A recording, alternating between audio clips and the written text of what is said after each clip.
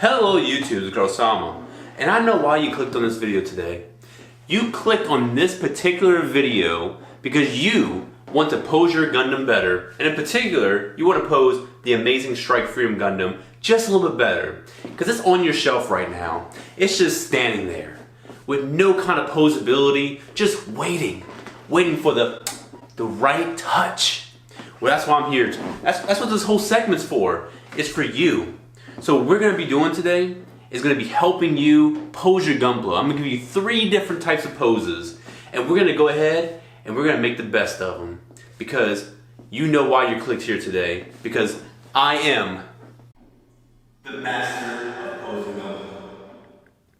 Okay, so we're going to go ahead and try and get this kid into a very, very nice, just static pose. Something that if you really don't want it to be any kind of like, you know, crazy firing missiles or firing his weapon, anything dynamic, and you just want him to be on your shelf just looking nice, then this is going to be the pose that we're going to go ahead and try and get to.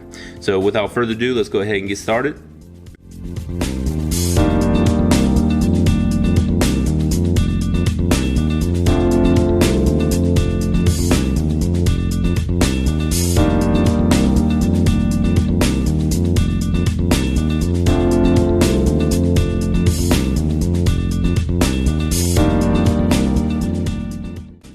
Okay, so here he is. Let's just go ahead and take some nice close-up looks. Okay, so if you really want to get that nice dynamic looking pose, what I would say is get that head tilted just a little bit down, kind of like bring the shoulders just a little bit back and point them a little bit upwards. Slightly bend the elbows, bring the hands just a little bit in, and then make sure just the waist isn't looking all crazy. The legs are going to be as straight as they can be.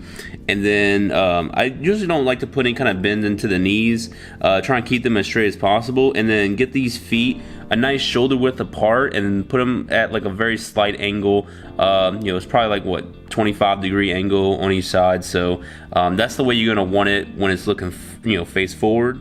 And then looking on the back, you pretty much are going to want everything to be as symmetrical as possible, just so that way it has like a very authentic looking feel. And if any of these things are like really out of whack, then at that point you're really going to have to make some adjustments. And it may not always align with the front. You know, the front might have to be on certain angles, but for the backpack, you know, at least try and get this as tight as possible. Okay, so with this next pose, pull this off of one of the promotional pictures online. It looks like a really good pose if you really just want something that's kind of like more flying, dynamic and everything. And with this, I'm going to go ahead and utilize one of my stands that I have. And let's go ahead and get this bad boy on a stand.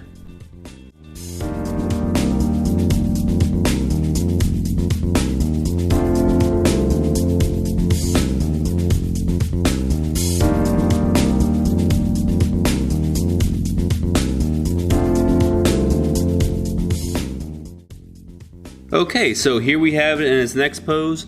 I kind of just changed it up a little bit by giving it a open hand instead of the closed fist, and it's kind of like, you know, pointing upward. Instead, I'd rather just opt out for the kind of pointing the hand outwards, kind of like sweeping the area, or kind of like getting its kind of balance or something like that. But everything else is relatively the same when it comes to the legs. You know, the binders, I try to get them as tight as I can. The ab crunch, got the ab crunch down, even though it doesn't go all the way down, maybe because of the backpack weight, and kind of brings it back out. But overall, it does look pretty good. So let's go ahead and get some up close shots of it. Okay, so the head tilt is pretty important. You don't want to just be looking straight. Kind of have it on a tilt, and I think it just kind of adds on to the overall dynamics of it. And just having its weapon kind of pointing out, but, you know, dug into the underarm, and then having this part's just the hand is like dynamically being just thrown out there. Looking at the waist, you can cut the front skirts in half.